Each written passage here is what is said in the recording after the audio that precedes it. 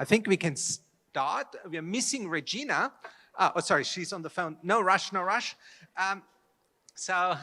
Welcome to the first panel discussion of this WWEBS 2023 event. Our topic is a very exciting one, which is women in economy, women driving economic growth and driving prosperity. My name is Georg Schmiel. I'm your moderator. I'm an online entrepreneur, and the only thing I will say, because I'm only moderating, is online is non-judgmental and is not differentiating and is allowing for everyone the full equality at work. And I find this very, very exciting about online. The whole event will be run in 6 sessions, each 7 minutes of the participants. And afterwards, we go into a Q&A session with the remaining time. I will introduce each participant at the beginning of their session, and I will follow the sequence as per the program. The first speaker, and I'm really blessed with this great selection of speakers with completely complementing skills to address this topic of women in economy and growth, is Her Excellency Miss Nineta Bărbulescu. She's the Ambassador Extraordinary and Plenipotentiary of Romania to Malaysia and Brunei since 2021. She's a career diplomat, and she was ambassador to Australia, New Zealand, and some Pacific regions, has always been very, very active for our cause. She started initially in the Ministry of Foreign Affairs and worked through different roles of Speaker, Chief of Cabinet, State Secretary, MFA, Director General, is an expert on Romanian laws and international laws. She was the chair of the Hague Code of Conduct Against Ballistic Missile Proliferation and wrote many, many books, and was awarded National Distinct for Merit Knight rank, as well as the First Diocese Order and Medal of the Holy Apostles Peter and Paul from His Grace, the Reverend Bishop of the Romanian Orthodox Church. So over to you. We are looking very much forward to hearing what you have to share. Good morning, Selamat Pagi. I'm delighted to be here. Thank you very much for inviting me. For the second consecutive year to be speaker. That means something good went last year. Now, I will jump into the main course of our conversation because time is short. If empowering women and women in leadership would be a startup of the humankind, then we might face the 3 phases, like in any other startup. Nail it, scale it, and sail it. Now, at this point in the humankind history, in a way we are lucky, because this is the easiest subject we can speak about publicly. Why? We always can and we are able to provide successful stories. By comparison, every country, at least by comparison, has successful stories. More or less, that's a different story. First woman engineer worldwide. By the way, she was a Romanian 100-something years ago. First pilot, or, these sort of things, which are not necessarily in the mainstream of public knowledge, but they are there in our history.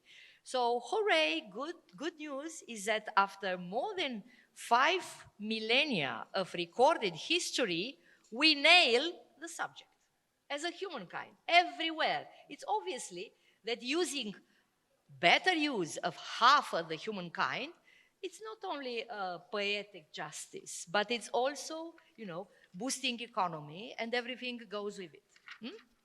So that's great. Now, the challenge is by comparison. I mean, are we comparing ourselves with what we used to be at the end of last century or last decade? Are we compare ourselves in the region, across region or worldwide? So what am I saying is that it is important to learn more, one, about women who've been in a way or another pioneers in their job description, some of them by accident, to be honest. Nobody pushed them because they were the first ones. And this is good. We have these sort of examples, hundreds, thousands worldwide. But also how to move, nailing the women leadership and the women empowerment in general to the next phase, which is scale it. Well, here comes our generation. Why? Because United Nations put it very clear in a report a few years ago. 200 years,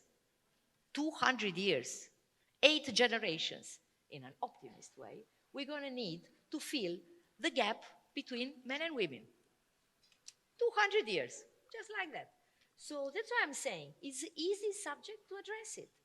We can, on the one hand, to say progress is progress that, let me start with, my country. Last year, it was the first year when we have the golden ratio, 50-50, in public administration overall. So counting all secretary generals, deputy secretary generals, director generals, and directors, counting all, they were 650, half. That's great. That's great. We sail it already. But, you know, details, that's overall. In still many jobs, if not most of the jobs worldwide, men are perceived as more suitable than women, statistically. And it's not the wrong thing. I'm just saying it's a fact, it's not an opinion. So in order to scale it, what we already can accept, no matter where we are coming from, that it's something to progress and to push forward the humankind in a better way, in order to scale it, we need to move from accidents, from first women having a degree in PhD law, a PhD law degree, a woman again, from Romania. So it's not relevant to the country. I'm just saying, moving from one woman in a job description, one woman who did this for the first time ever, somewhere on earth, moving to the first generation of women, the first generation of women. And no woman on earth is in a position because she's a woman, due to the fact she's a woman.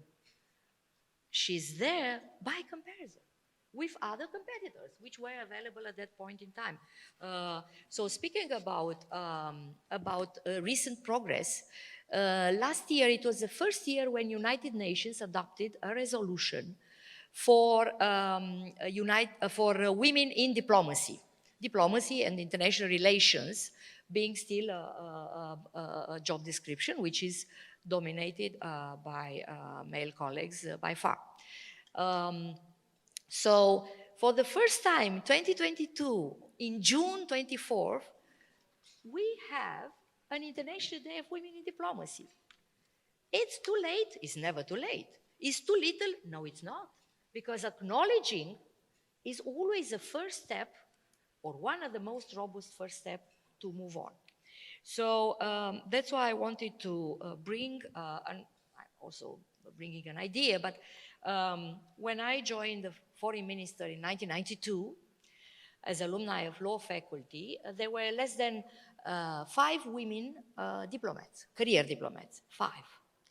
31 years later, that means 10 years before my retirement, so a lot, one generation later, we are this first generation of women, female diplomats in Romania, more than 60. More than 60 ambassadors and consuls general. Again, it's not a big deal, but it is important for each and every job description to try to look into the first generation, could be longer than 20 or 30 years, first generation of women, to put in a book. And I believe Malaysia did this in a way last year when it was published this book, Gardenia, Steel Gardenia. Yeah? Speaking about women who were the first, and of course the hurdles of the first is always to be recalled and to be noticed. Now, in terms of more specific points, I strongly believe that the real progress in advancing women in any profession is to have a better regulations. This is in the hands of the parliaments, in the hands of the governments. With a better regulation, with acknowledgement at the political level, no matter which is the political composition, it's not the point. The point is there is the progress. Those are the seeds of real progress, like the Empowering Women resolution that was very well mentioned by Dato Jessie in the opening speech and by the VVIP guest, Minister Shukri, Nancy Shukri. So it is important to start with a declaration, to start with acknowledging publicly. And of course, moving into implementation, here comes the challenges. Now, by comparison, and I will, and this is my last point for this moment, I will speak for a few moments about the payment gap between men and women across the European Union member states. So Romania, since 2007, we are one of the 27 member states. So the payment gap between men and women in European Union member states average is 2 months per year. So the salary of a woman doing the same job description like a man colleague, per 1 year, the gap is 2 months. You know how long it will take in, let's say, not optimist, not pessimist, a realist scenario, how long it will take in average for a European Union member states to fill this gap of 2 months out of 12 months? 3 decades, 1 generation. But there's always a but. If we're gonna have less worldwide illnesses, maybe no pandemic, maybe some of the wars are indeed the cancer of society. This is the truth. Huh? So why? Well, Russian war in Ukraine. You know that the number of refugees are more than 9 millions? 9 millions. And more than half of them are women. Well, men, active men, of course, are enrolled. But I'm just saying that the level of destruction there cannot but stop. And unfortunately, not only the neighboring country, not only European countries, but preventing a full-fledged development for everybody. I will stop here, and I'm looking forward with the conversation. Thank you. Thank you so much, Your Excellency, and this was a fantastic speech. What stuck with me is really that we need to find the right base to compare what we are tracking, and that we also start tracking things, because if we don't track it, nothing gets done. I'm looking very much forward to the next speaker as well, Professor Geoffrey Williams. He's a professor and also the Provost for Research and Innovation at the Malaysian University of Science and Technology, a senior fellow at the Malaysian Institute for Economic Research, and a visiting research fellow at Bank Negara. Graduated in Cambridge and has had a very, very distinctive career. He's a chartered fellow of the Chartered Management Institute and also created, among other things, the SRI Kehati Sustainability Index for the Indonesian Stock Exchange and the Sustainability Consumption and Production Blueprint for the Malaysian government. Of course, he has written many, many books and appeared on many TV shows and did a lot of speeches. And most importantly, all of us probably are familiar with the TV series Mythbusters. Professor Geoffrey will bust a few myths of misconceptions now for us. So over to you, Professor. Okay. Okay, thank you very much. Thanks for inviting me again. I have some slides. Being an economist, I have to look at some data. So let's take a little look at some of the data. This is just the title page. You can quickly move into the next page. Can you just move to the next one? There's only 2 or 3 slides. I want to look at what I've described as myths, but I don't want, I want that to be provocative because I think it's quite important that we do look at this in the context of evidence.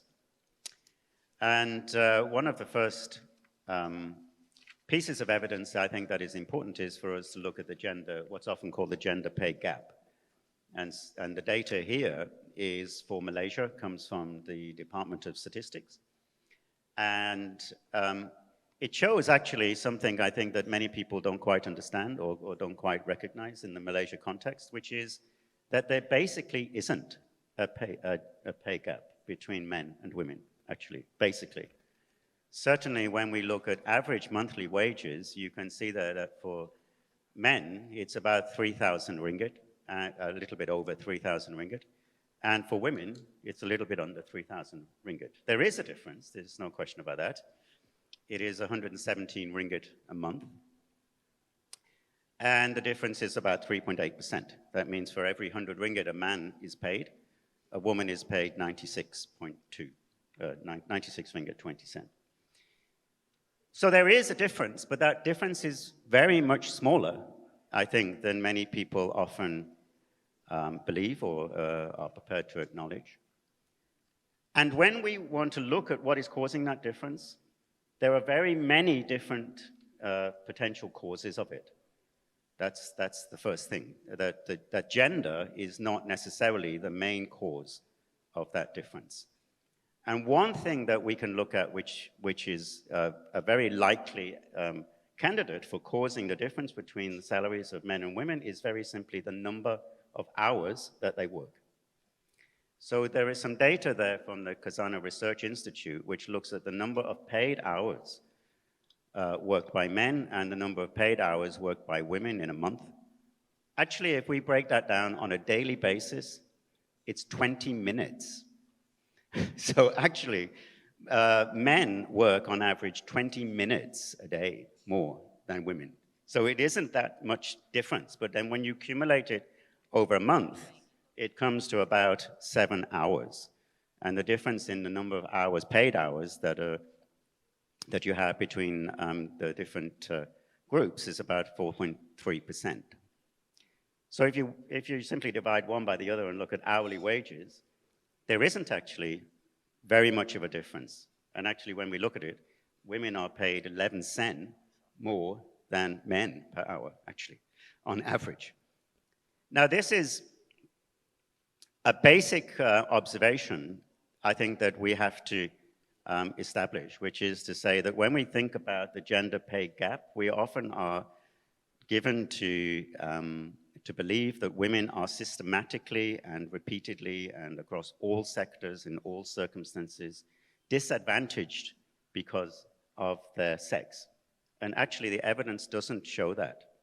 Actually what it shows is that various forms of choices, various terms and conditions of employment, various types of employment that men and women choose to take is often much more likely to be the cause or the explanatory variable in terms of the pay difference than the difference between their chromosomes.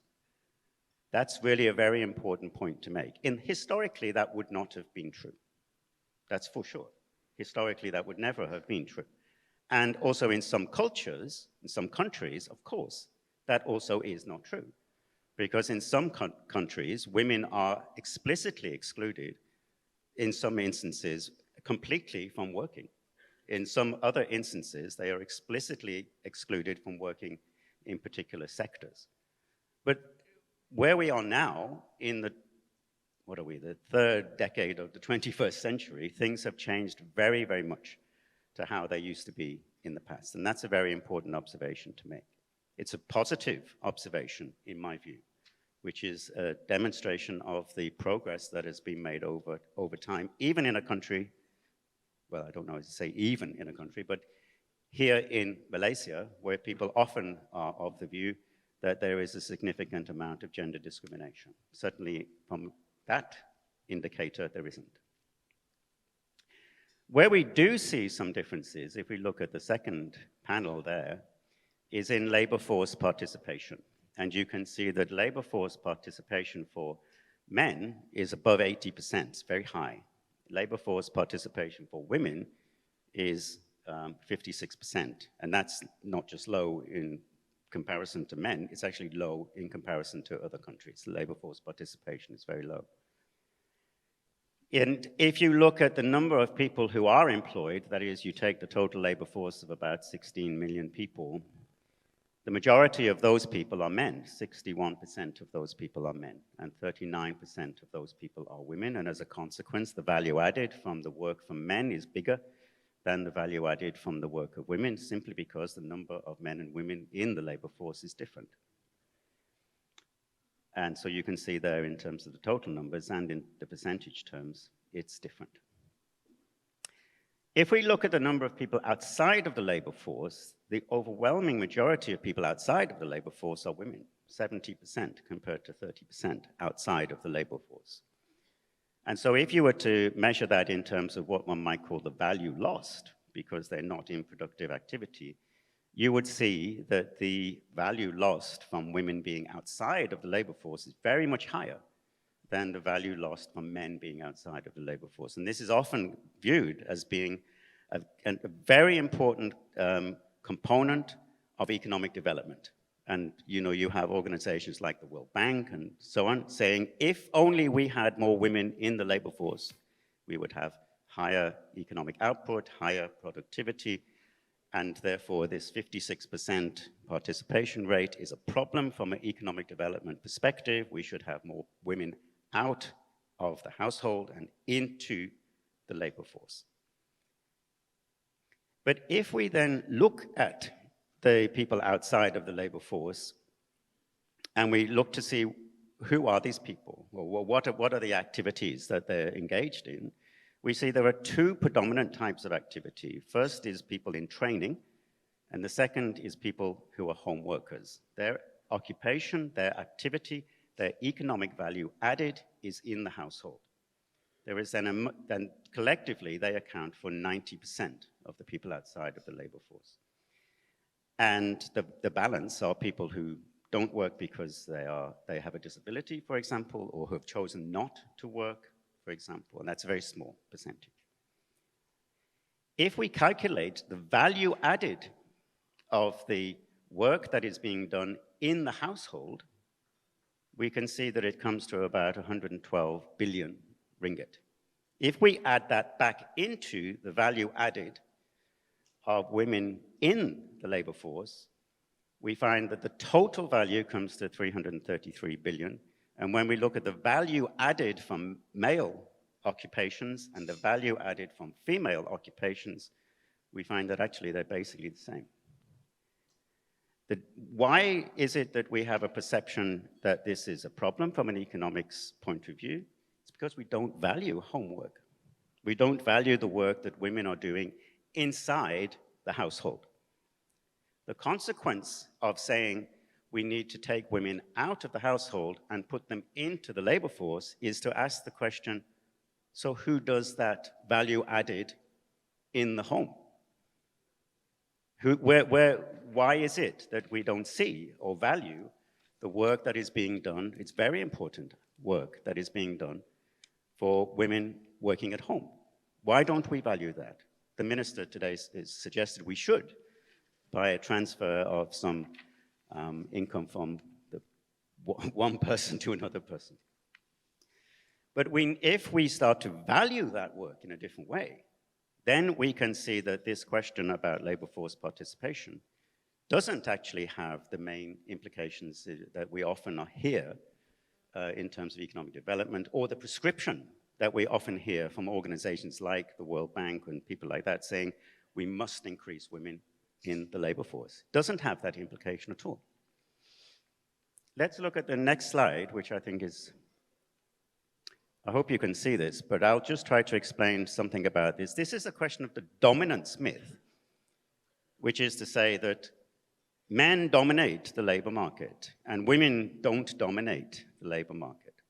Actually, when we look at the data, we find that that again is not true. That there are very many types of job, very many occupations which are highly dominated by women. So this is data from the International Labour Organization.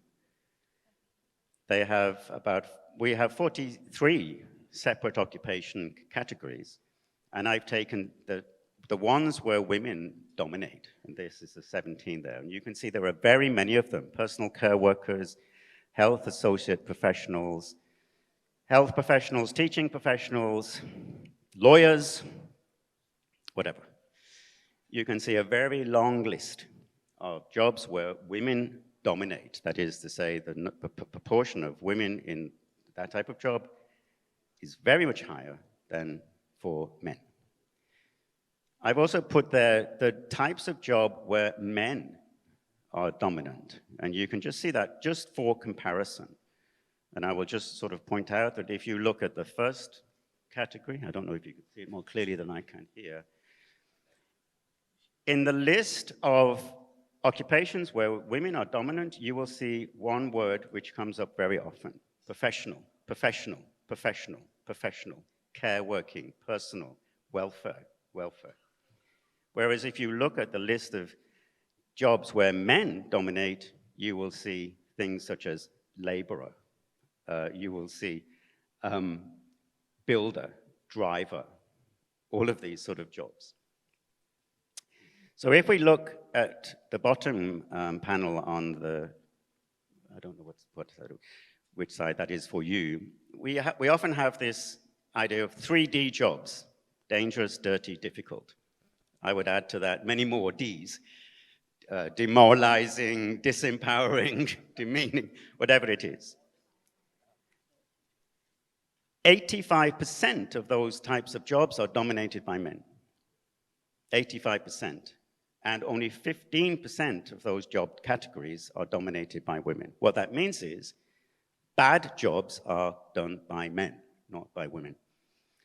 And the discrimination is therefore not against women, it's actually the discrimination is against men.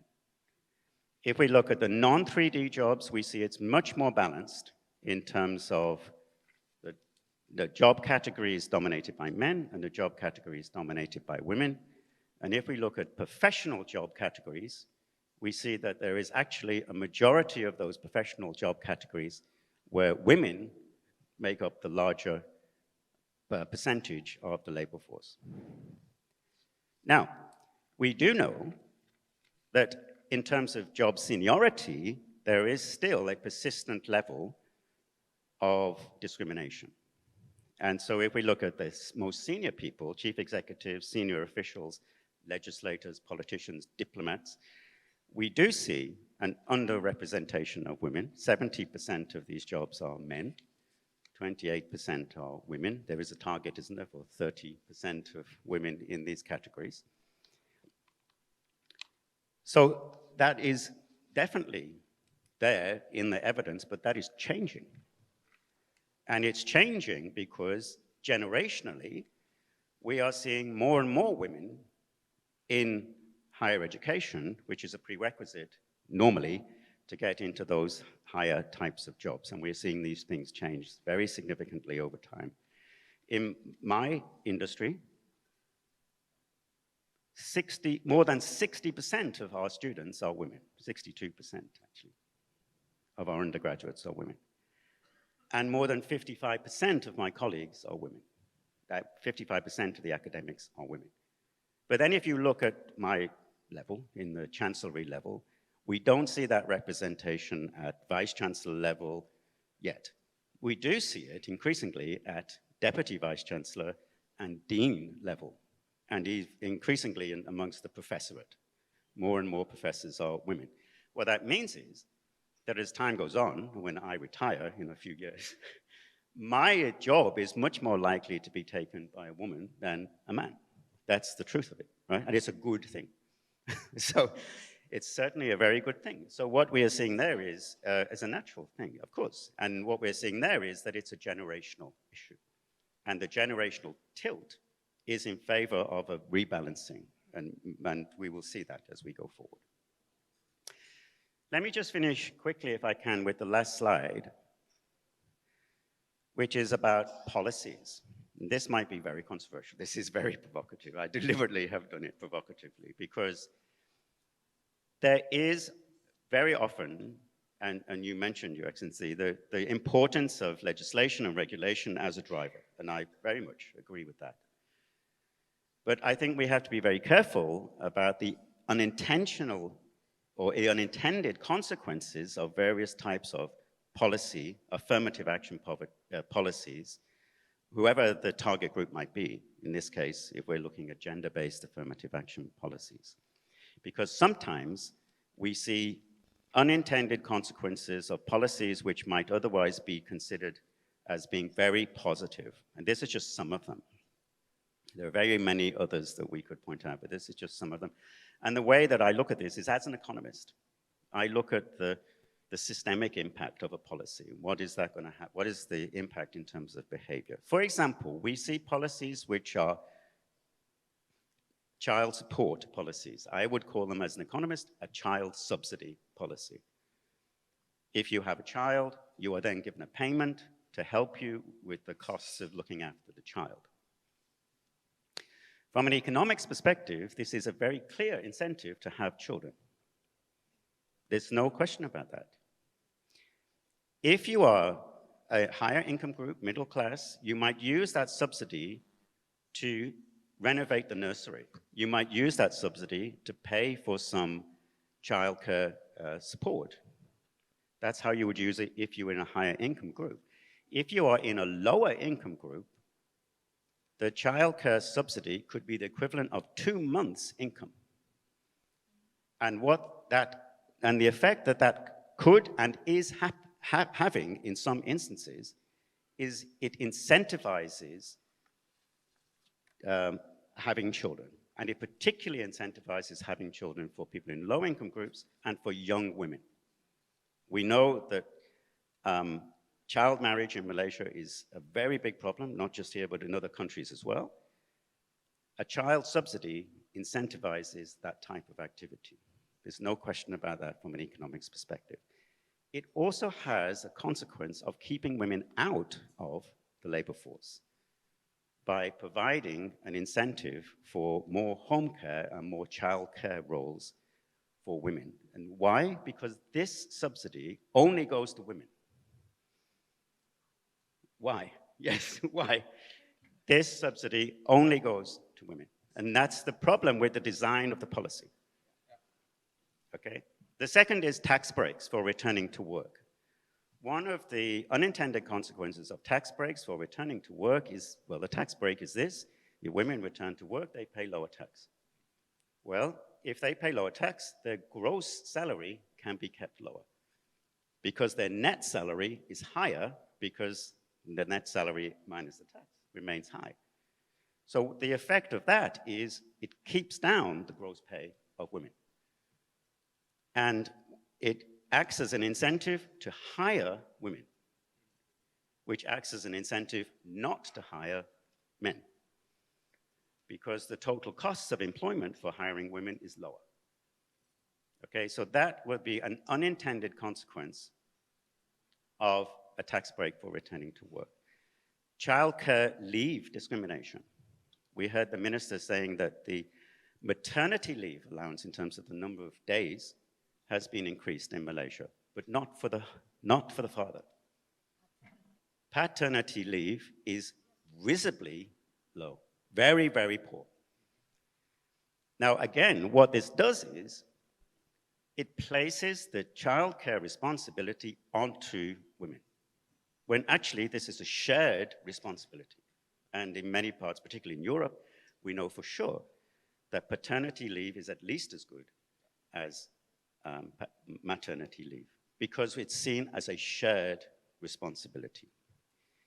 By increasing maternity leave and not increasing paternity leave, you are keeping women who have had children out of the labor market longer, which makes their possibilities of return to the labor market more difficult. And that is an unintended consequence of that policy. Not that we should be giving people time off work for childcare, we should, but that it only goes to the mother, or predominantly goes to the mother, when there is no reason why that should be the case. Flexible working arrangements, I'll finish very quickly. I love flexible working arrangements. The number of times I want to, push for flexible working arrangements, and I've been pushed back. I love flexible working arrangements, but the evidence has suggested that where there are flexible working arrangements, it often leads to a circumstance where women employees take what's often called the second shift, which is they finish their work in their employment environment, they go home, and they continue their work. And so the flexibility is actually giving, again, or an incentive for there to be a bigger burden, if you like, if you want to call it like that, if you want to call it that, but a bigger incentive for women to be taking on extra work, whereas flexible working arrangements for men often lead to circumstances where men get an easier work environment, if you like, want to put it in those general terms. And finally, I want to come back to this issue of shared responsibility and shared impact from an economic perspective. What we see in many instances, and certainly here in Malaysia, is that many of the socioeconomic problems that we face are often due to disadvantaged male workers, as much as they are to disadvantage or discrimination against women. And this is especially true when we talk about young men.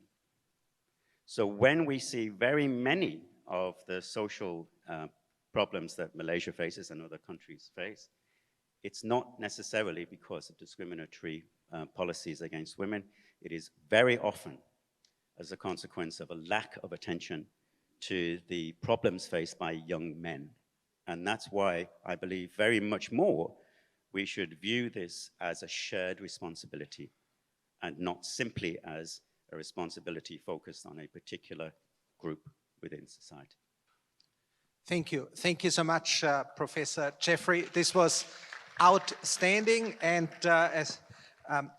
from a personal experience, having been for 3 years a single parent, there is no price to put on being like the caregiver at home. It's much tougher than all the other roles I have done so far. Next is Dr. Kirida Bao-Pitri. She has been a senior economist at the Macroeconomics and Fiscal Policy Management Global Practice and the country economist for Thailand of the World Bank Group since 1999. And she is the key author of the Thailand Economic Monitor since 2003 to today, the most downloaded and widely cited World Bank document on Thailand. And she's an expert on Southeast Asia, contributed very many reports and speeches, also in the media on our region. She holds a PhD in economics from Cornell University and was there through the prestigious Ananda Mahidol Foundation Scholarship, and she was presented with the Rising Star Economist Award by the Thammasat Economics Association in 2010, and she will talk to us about the topic very much from an economist point of view, focusing on entrepreneurs, employees, and the consumers. Thank you so much, George, and good morning, everyone. Just want to say that I have left the World Bank and I'm now with the Thailand Development Research Institute, which is a think tank in Thailand. At the same time, I'm also on the board of a bank in Thailand, of a university as well. So today I would like to actually present the perspective of why women are important for the business sector. Because what I do now at the policy think tank I'm in is that we do a knowledge sharing program with corporates corporates in Thailand. And one of the most important things that businesses want to know is, why are women important? Right? Women are probably not only important as employees, but they're also important as our consumers and as our innovators in our companies as well. So I'm going to probably spend these 7 minutes telling you, why are women important and why should we give them opportunities, and also what are the possible policies or measures you can put in your companies in order to keep women innovating and being a talent in your company as well. So, with that, I just like to say that, as many of us know, that women have come a long way. Women have come a long way, and there are many global studies of women, and it shows that actually women now contribute to around 40% of the world's GDP. But there are, about 50% of women in the world. So there's still a long way to go. But of course, the progress has been made. And I must say that, with the global data that I see, women are becoming what I call SRL. They're becoming smarter because the education attainment of girls have been increasing over the past 3-4 decades. To R, they're becoming richer. Actually, do you know that by 2030, it's estimated that 50% of the world's wealth will be in the hands of women. And you know that women in a household are the primary decision makers, right? So they decide what to use their wealth, what to spend money on. So women are becoming richer as well. And L, they're living longer. They're living longer. So for example, in Thailand, the life expectancy of women is 79 years old, while of men is 71, right? So we'll definitely outlive them, right? We'll be there when they're long gone. So this is very important, to know that women are now smarter, richer, living longer, and they're also having fewer children. And many of them are also up to becoming more single, right? They're not getting married. So this actually changes the economic landscape, for many businesses, whether it be their consumers, their clients, or their talent or their employees. And this is what in economics, we call womenomics. Right, the economics of women, and this has actually been coined, by the former Prime Minister of Japan, because as we know, Japan also wants to increase, women's participation in economic activities as well. So womenomics have become very important, for most of us in the corporate world. And let me just go through, each of the, of the items that I've mentioned of why women are important. For example, as consumers, right? As I mentioned, women actually are the ones who make decisions on what to buy in the households. And do you know what?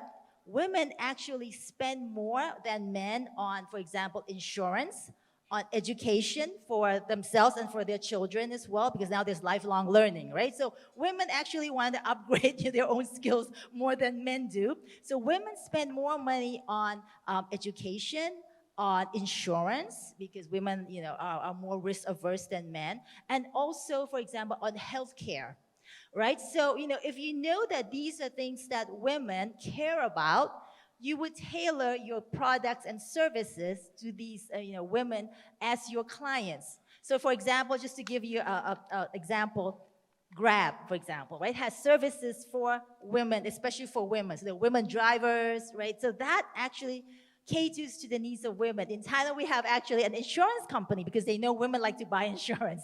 So they add on features like, if you have an accident, you can go get plastic surgery after that.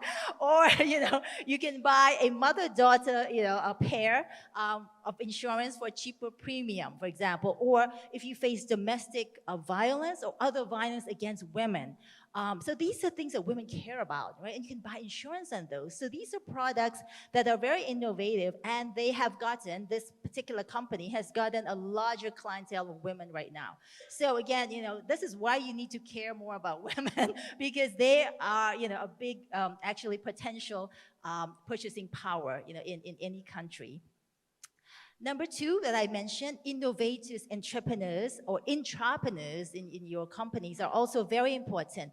And this is why I mentioned about the clients, women as clients first, because when women become entrepreneurs or intrapreneurs in the companies, they tend to innovate products and services from women better than men. So for example, there are, many products that, were traditionally, just designed for men. Did you know that, those dummies, test dummies in cars when they do car crash tests? Before, a woman actually, suggested, all these car companies were using male dummies. So, right, because men have stronger bodies, they have stronger bones and muscles. So when the car crash, right, men could take more impact. But women usually don't survive.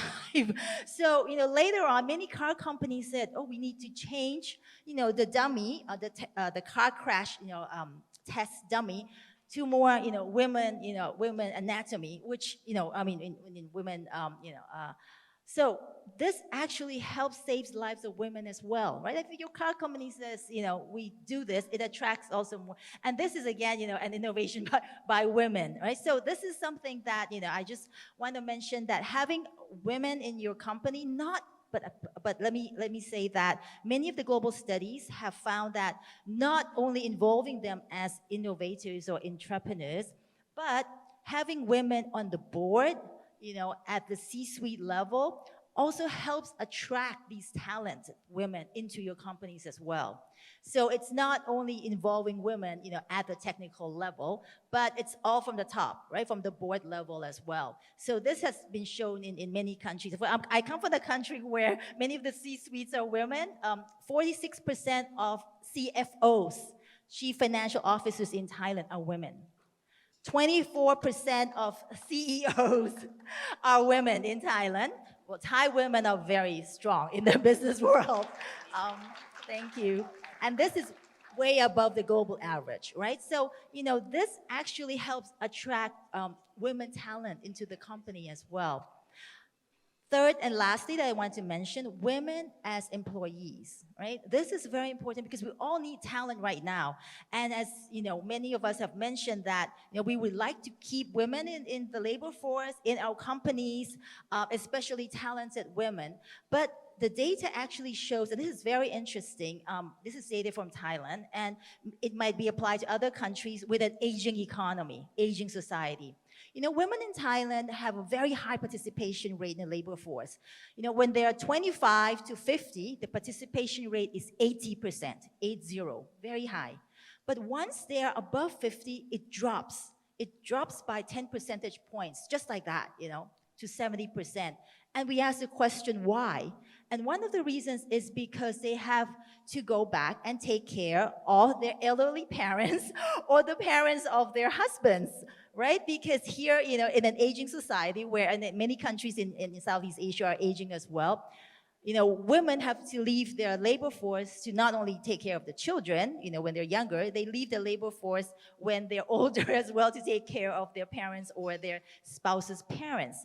And this again brings, a lot of implications both at the policy level, at the government, and also for businesses. How can you retain these talented women, right, when they are, 50 or 51 years old, that they don't want to leave, right? So there are many policies, for example, if there is a more sustainable senior daycare, for example, right, that would help alleviate, women's burden from having to take care of their elderly parents, right? We talk a lot about nursery, of course, for younger women, there are now daycare facilities being set up in the office, for example, right? Or if at the government level, of course, there should be affordable nurseries, right? Public nurseries or public daycare for elderly citizens as well. So, these are things that, don't look difficult, but, many companies don't think about it, right? To have like a small, daycare in the office, or even simple things like having a breast pumping room in the office. Because when women, have babies, they need to pump, right, milk, and it's very difficult, if there is no pumping room. So if there's not even a room, a corner at your office, right, at your factory, that really, keeps and attracts women to, to stay at, at the company. And of course, flexible work hours, that is also quite important, right, for women. If they can now, work from anywhere, that really helps them to manage many of the tasks that they have. And the last thing I want to also mention is that many companies now provide mental health care for women. That actually also helps retain women. Of course, I wish the governments of different countries could provide these services at a very low cost as well, because it has been shown that, women take a lot of stress. And they're probably more stressful than men because they have to be responsible not only for the work at the office, but for the family, right? And for other things, involved with their families as well. So that's just, how, the cultures expect women to do. And that puts a lot of stress on women. So having mental health care facilities or just service in the, in your company, for example, helps. At TDRI, where I am, we actually have an online mental health care service. It's not expensive. It can be done, right? There are resources, stress people can watch, and they can also have consultations. This is with an NGO that runs this service in Thailand. So I just want to, again, reiterate that women will be a very important, economic driver in the future. So womenomics is actually a reality. It's not, it's not a myth, and it's here to stay. And women have a lot of potential, whether they be your customers, they be your innovators, or they be your employees. Thank you very much. Thank you. Thank you so much. Thank you so much, Dr. Kirita, for all these great ideas and immediately to be put in action examples. I mean, it's the thing with the car really stuck with me. I mean, the first car in the world had even a female name, but a Mercedes, but it took more than 100 years to come to the realization to change the test dummies also to cater for both genders. Next on the agenda is Miss Ang Kim Chu. She's an expert in many, many things, but most importantly, she is a very, very famous entrepreneur. She started off as an audit manager at Ernst & Young, gave up this career to join her husband at an overseas assignment, and during that time, while volunteering for her daughter's preschool, discovered that the school's education philosophy was very, very different in the UK than what she knew from Singapore. And she didn't stop there. She put it into reality. She set up Eton House in 1995 and went from one school to 120 schools in 10 countries with over 20,000 students from preschool to high school. Of course, she received many, many awards for that. Among them, she was the first Singaporean woman to be awarded the Freedom of City of London in 2009, Honorary Citizen of Suzhou Award for her contributions to the local community, and the Ernst & Young Entrepreneur of the Year Award in 2019. She was listed in Forbes Asia Power Businesswoman 2021 and World Woman of the Year and Asia's Most Influential by Tetler, also included in Forbes 50 over 50 Asia 2023 list. And she hasn't stopped, even if she handed over the reins to her son, and is now focused very much on developing impactful programs such as Joyful Learning. And she will share with us today her thoughts on what is relevant for the topic, women in economy and women in economic growth. Thank you, George. Thank you. Ladies and gentlemen, good morning. Selamat pagi. I think we have been sitting for a long time. Let's stand up. Right? Let's all stand up and stretch ourselves. Now, I take a deep breath. And today is special day, right? Last night was Mother's Day. Last night was Mother's Day. So shall we say happy Women's Day to all the mothers and all the grandmas. 1, 2, 3 together. Happy Mother's Day. Thank you. And don't you think we mothers, grandmothers have done a lot for our children, our grandchildren, and to the men, and contribute to the society. A round of applause to all the women. Thank you very much. Please be seated. Thank you. That's great. So good morning again. This morning I would like to talk about women empowerment and leadership. So what is women empowerment? To me, it is giving women freedom to choose and decide and make their own decisions. It is like giving us women, the recognition as well as our rights, equal rights in our society. Traditionally, in Asia, we do not seem to empower women. So there's a famous Chinese proverb, 三从四德, it means women should have 3 obediences and 4 virtues. So you ask a modern woman, what is 3 obediences? They will say, listen everything to me. But not in the olden meaning, it means that when you're not married, listen to your father. When you're married, listen to your husband. When husband, one day not around, listen to your sons. Right? So women are submissive to men. So this is a culture. And I'm a 3rd generation immigrant from China.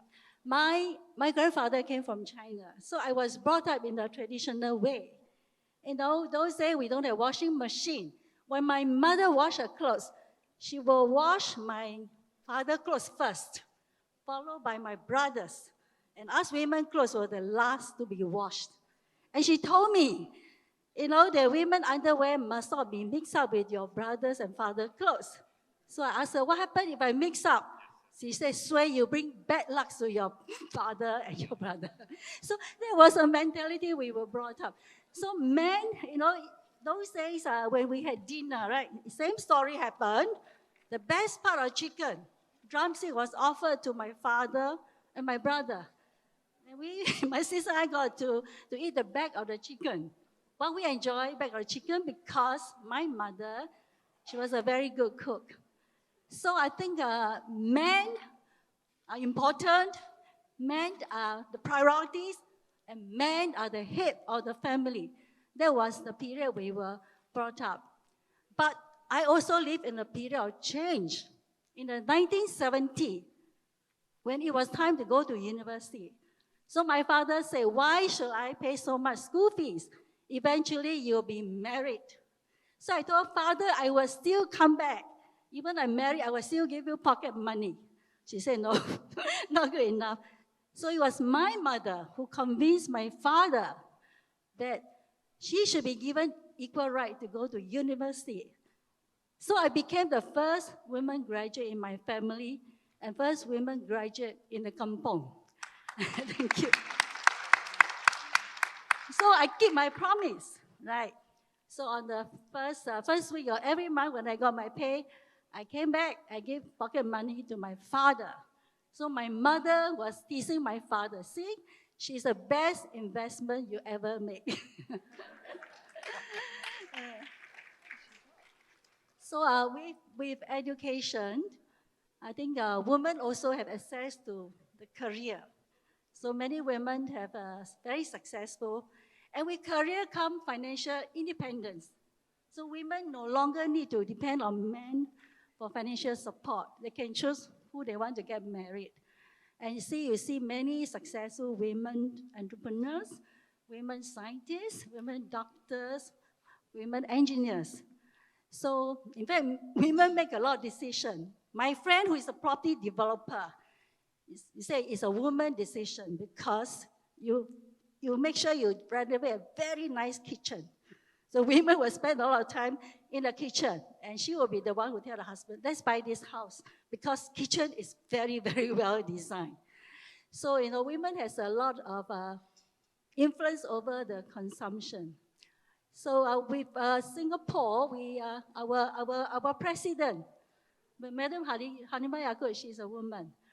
So, women are very successful, but do we get all the freedom? When we are married, we have children, we are expected to look after our children. And when the parents are not well, we are expected to be the caregiver. So many women has to work at home as well as work 2 jobs So many give up to be a housewife. As minister say, I don't think we recognize housewife. My son said in South America, in Venezuela, they pay house husband and housewife a salary. So it was what minister said. I think we haven't made enough recognition to women who work quietly at home and to the house husband who work quietly at home. So this is something I hope we could do. So don't get me wrong, being a housewife is such an important job. I too gave up my job to be a full-time housewife. That's by choice. A lot of people say I was a loser, give up my job to be a housewife. And my brother said, I throw away my university degree. But it ended up that being a full-time housewife was the best thing I did for myself. I went to London. I saw how my daughter enjoyed the kindergarten education. So I came back, I set up Eton House Education Group. So we provide quality education at the same time, childcare services, so that women can continue to work when they have children. We also provide infant care. So when the baby are 2 months old, the baby can send to our school. So we have more than 3,000 teachers. So we provide a lot of employment opportunities for women. But I've been seeing that the younger generation, in particular the young fathers, they are taking active interest in bringing up children, which is a good sign. My son, who is a CEO of Eton House, I could see that, he take an active role to bring up my 3 grandchildren, which is a positive sign. So if men were to think that bringing up children is everybody's job, it will be very good. And if we can actually, families treat the boys and girls the same at home. The boys and girls can eat the chicken drumstick together. It will be very good. And if fathers can take so much responsibility, bring up children, as much as the women, it will be also good. And if school treat boys and girls same, equal, it will also promote empowerment. So society as a whole, I feel all of us will work together for empowerment. So basically, I want to say women has done a lot of work. So International Women's Day, together with some ladies entrepreneurs, we published this book called Lifting Half the Sky. So with all the 10 women, and with the help of Professor and Nico, we raised Singapore dollar 1.35 million to help underprivileged children. So, we think that it's important, while we are busy working, we should think of the underprivileged children. So women empowerment, I feel it should start from the home, extend to the whole community. But we cannot do it alone. We need the help of gentlemen. We need to work together. Women are powerful. We can lift up half the sky, the Chairman Mao said, but it's only half the sky. We need the men to help us to lift up a whole sky. So let us work together to bring up the whole sky. Thank you. Thank you so much. What an inspirational story of female entrepreneurship. Really, really amazing. And we continue straight with Miss Regina Rahim. She started her career off in stockbroking before joining the fund management industry.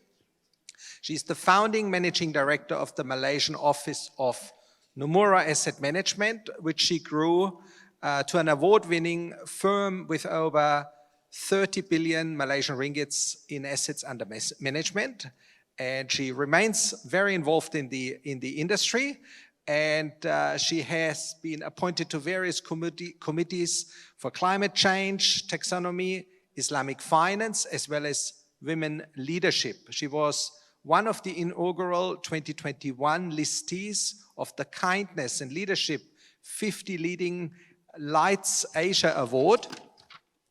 And she was also named Asia Asset Management by the by the Asia Asset Management magazine as 25 industry leaders of the Asian asset management industry. She started Vahine Capital as a means of securing the financial future of women.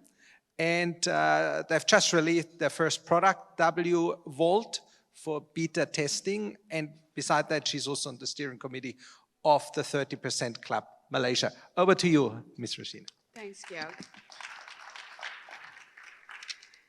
Hi, everyone.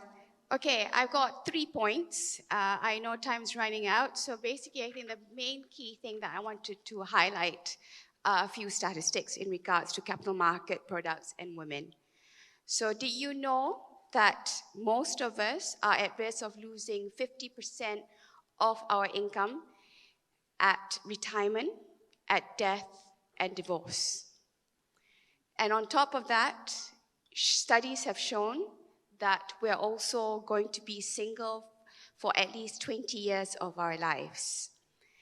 And on top of that, if it hasn't scared you enough, essentially EPF savings, which most of us are very dependent on, we've got about a third savings less than the men. So you've seen from Professor Geoffrey before about how we're only 56% of the labor force. We make up a lot of it in the non proper economy. So, but what's really scary in terms of capital market products, there's hardly anything. Life just came out with the insurance for women, and of course you've got the I Sayang, that's initiative by EPF. But when it comes to targeting women, when it comes to gender lens investing, it's almost non-existent. So I see a lot of banking names here. We've got Hong Leong, you've got OCBC, you've got OSK, and I hope that the key decision makers in this room can start focusing on women because, like Dr. Kirida had mentioned, we actually have a lot of potential.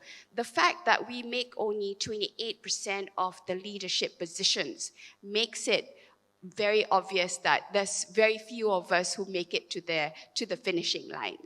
So if you think about it, just focusing and investing in women, women-led businesses, women that make the decision making is actually very, very good for business. There are a lot of funds out there in the US as well as in Europe where they actually isolate the female factor because the female factor actually creates alpha. So my second point is also the fact that it's actually a great time to be a woman and actually focusing towards marketing towards women. Because if you think about it, in Malaysia alone, we'll be hitting the 30% target that we want on boards anytime right now. But when it comes to the pipeline, when it comes to consumers, we hold, 90% of us actually hold the purse strings. And yet when it comes to financial decisions, when it comes to investments, we leave it to the men, right? To our male partners, our dads, our brothers. So that's got to change because we are the main consumers, right? So in the rise of ESG and the rise of, in terms of sustainability, this is the key area because when it comes to investments as well, we are the ones who are always thinking that we want the ethical, portion of it. It's not just about the bottom line. So I think in terms of timing, we're actually in a very, very sweet spot. McKinsey has shown that we can actually create 4.3 trillion US dollars to our bottom line GDP within Asia Pacific. And in Malaysia alone, that's 50 billion by 2025, right? In Singapore, it's 20 billion. So if you think about the numbers, the potential is there. It's not, I think we shouldn't be focusing on equality, we should be focusing on equity. Because I think there is something that people always talk about, equality. But to me, the analogy that we should be using is that if we give everyone equal rights, for instance, let's say we have a bench, I'm 5'2.5". If I've got a friend who's 6 foot tall, getting a bench that's 1 foot tall, that person gets a lot more vision and ability to see over the wall than I am. So it's about creating equity, because we've got to recognize that focusing on women is not focusing just on the gender.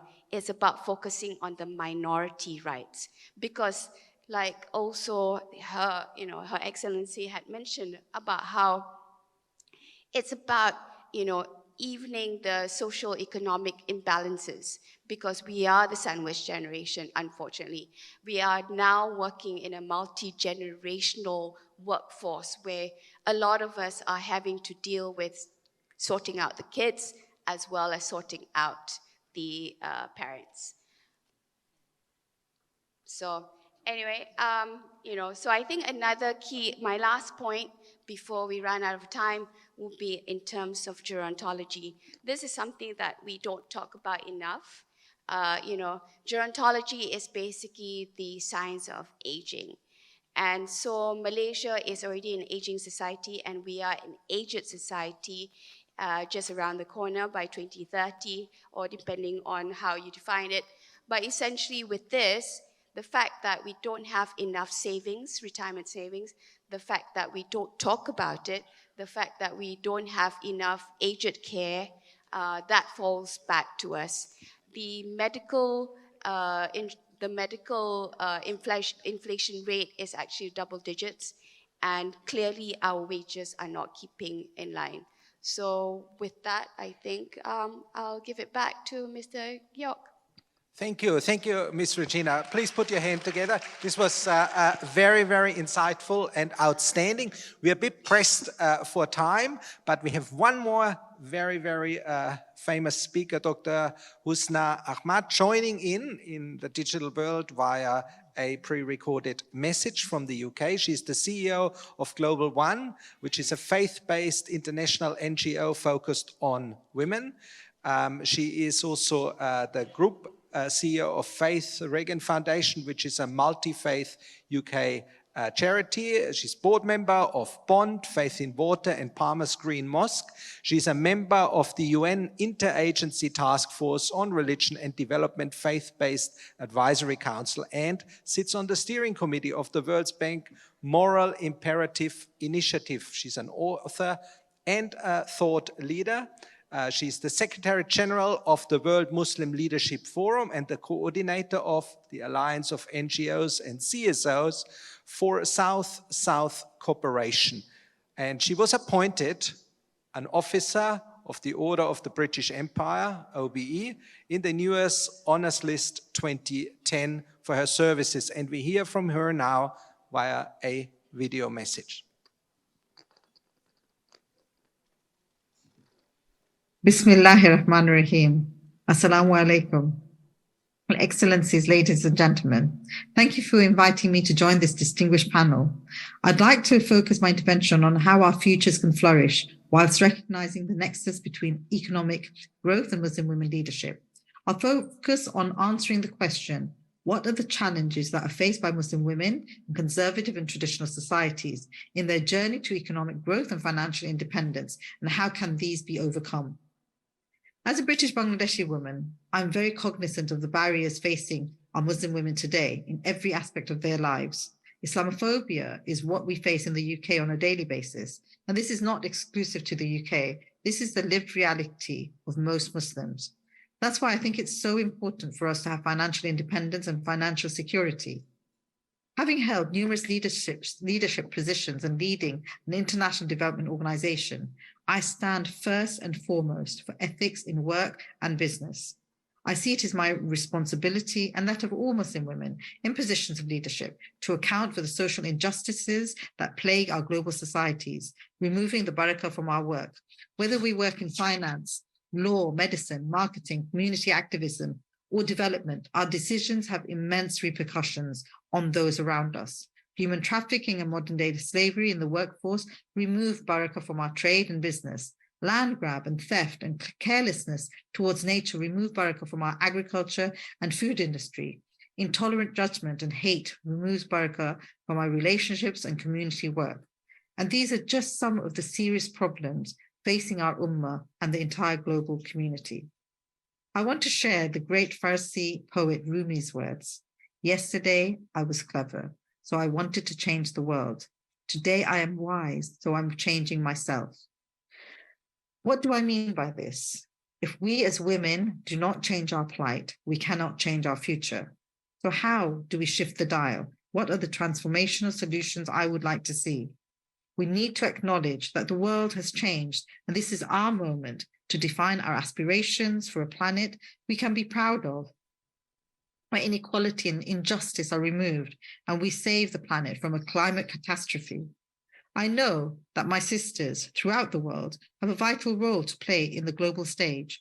Their well-being is essential to the continued survival of humanity. Women invest around 90% of their income into their own households, including their children. This is 30 to 40% higher than men's investment in their own households. Women are also shown to be less risk-averse and more willing to change their habits. We need to guarantee their safety and security so they can flourish. Also, our brothers, fathers, husbands, and sons are often part of the problem. A constant battle that we face is between religious beliefs and values as opposed to cultural and traditional values. We need to recognize that these are different. We have experienced the ugly side of culture around the world due to COVID-19 and the displacement of communities through climate change. Women are facing increased domestic violence, early marriages, trafficking, and mental health issues. Is this our values? Is this our traditions? Culture in many parts of the world promotes patriarchy to an extent which is far removed from the teachings of Islam. Everyone recognizes too clearly the interconnectedness of all who live on our planet and the impact of our actions in the past, the present, and the future. The relations between humans and other elements of the natural world are not compartmentalized, but instead conceived of as being tied into a series of continuous spiritual interactions. As women, we are the guardians of the earth. Our wombs bear the next generation. Our love, protection, empathy, and care is more profound than ever when we are facing a triple planetary crisis. The triple planetary crisis is climate change, nature biodiversity loss, and pollution and waste. These issues reinforce one another and endanger the future of our planet. That's why the concept of the circular economy needs to be re-embedded into our societies as the new norm. My organization, Global One, is a women's INGO, which works in 7 countries in the Global South. We believe that when women everywhere are empowered, they transform their lives, communities, and the world, which is why we work with some of the most marginalized women around the world to equip them with the tools they need to break the cycle of poverty and injustice. We believe that the key to prosperous communities lies in sustainability and knowledge. Our unique gendered and religio-cultural approach is effective because it appeals to the personal and strongly held beliefs of the communities we work with when advocating for gender justice and put sustainable development firmly within a framework that is sensitive. Our work focuses on women who are chronically underrepresented and disempowered.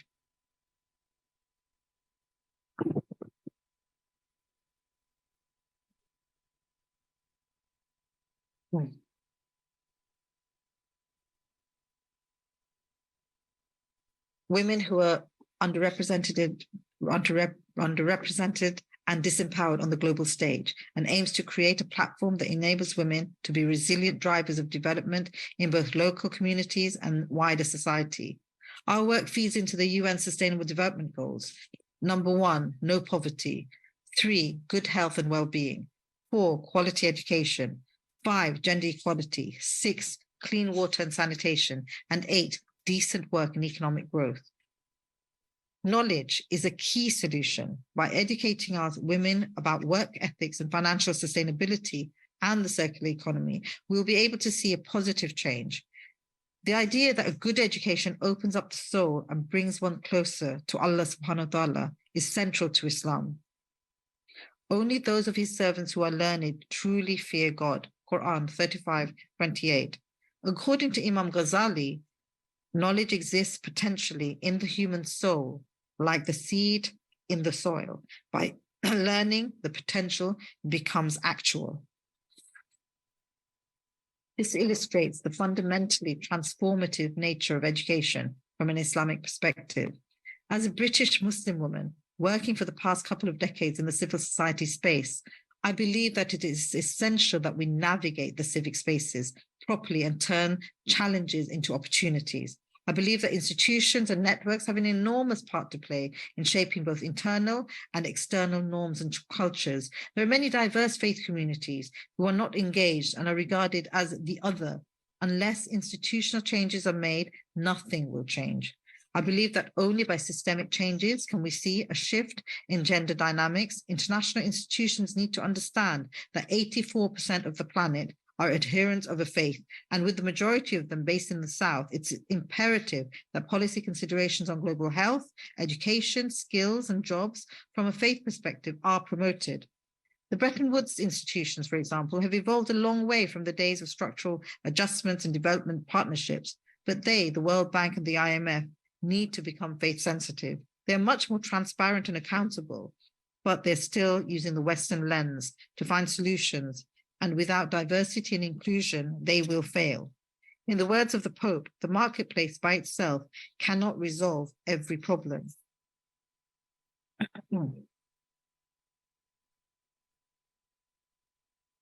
The Pope, in his encyclical Fratelli Tutti, which aims to promote a universal aspiration towards fraternity and social friendship, talks about the importance of popular movements towards which brings torrents of moral energy. That is what we need to see for our sisters. We have a moral imperative to promote a conducive environment which lets us live with dignity and self-respect whilst engaging in the economic development of our nations. We are all aware that the UK is one of the major hubs of Islamic finance in the world. The Muslim Pound, an NCB report in 2013, highlighted that Muslims' contribution to the UK economy was in the billions of pounds. Today, we are looking at the halal economy reaching trillions of pounds. According to the State of the Global Islamic Economy Report 2020, over 1.9 billion Muslims are spending over US dollars 2.02 trillion across 6 economic sectors, led by halal food, modest fashion, media, and travel. Islamic finance assets alone were estimated to be about 2.88 trillion in 2019. These opportunities are only growing as Muslims are expected to spend 2.4 trillion by 2024. According to the Pew Research Center, the Muslim demographic will reach 3 billion by 2060. Muslim women have the consumer power and investment power in their hands. The realization of this power by women can make a positive impact on societies. I believe that there are 3 things which we need to focus on if we are to achieve a flourishing future. Firstly, to acknowledge that our lives on this planet are for a finite time. Our blessed Prophet Muhammad said it is beautifully, I am in this world like a rider who halts in the shade of a tree for a short time and after taking some rest, resumes his journey, leaving the tree behind. Ahmed Tirmidhi. Secondly, knowledge is key. Understanding where you're investing and how you invest appropriately is absolutely vital. Thirdly, community, the whole society approach. We need to embrace this if we're going to see the change we want. There is no animal on the earth or any bird that wings its flight, but is a community like you. Quran 6:38. The community in Islam is not founded on race, nationality, locality, occupation, kinship, or special interests. It doesn't take its name after the name of a leader or founder or an event. It transcends national borders and political boundaries. The foundation of the community in Islam is a principle which designates submission to the will of Allah, obedience to his law, and commitment to his cause. Whether social and economic inclusion in the global South, we will never see, without social and economic inclusion in the global South, we will never see an end to poverty. And in fact, we will find more evidence of extreme poverty and despair. We only have 7 years left to achieve the UN global goals, the SDGs.